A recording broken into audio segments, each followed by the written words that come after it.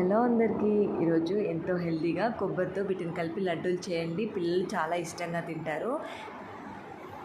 First ఒక కళాయిలో 3 spoons నువ్వులు వేసుకొని దూరగా వేయించుకోవాలి. ఇలా వేగిన తర్వాత వీటిని పక్కకు తీసుకొని 3 స్పూన్స్ పల్లీలు వేసుకొని వీటిని కూడా వేయించుకుందాము. ఇప్పుడు వీటిని మిక్సీ జార్లో వేసి కొంచెం బరసగా గ్రైండ్ చేసుకోవాలండి. ఇప్పుడు కళాయిలో 2 స్పూన్స్ నెయ్యి వేసుకొని గ్రైండ్ చేసుకున్న 1 కప్పు కొబ్బరి తురుము వేసుకోవాలి. ఇది పచ్చివాసన పోయి గోల్డెన్ బ్రౌన్ కలర్ వచ్చేంత వరకు ఫ్రై చేసుకోవాలండి. చూసారు కదా, ఇలాగా గోల్డెన్ బ్రౌన్ కలర్ వచ్చిన తర్వాత 1 కప్పు బెల్లం వేసుకుందాము. వీటిలో వాటర్ అనేవి ఏం పోయక్కర్లేదండి, బెల్లం కరిగిపోతుంది. ఇలాగా మొత్తం కరిగిన తర్వాత మనం గ్రైండ్ చేసి పెట్టుకున్న నువ్వులను పల్లీల పొడిని వేసుకొని కలుపుకుందాము.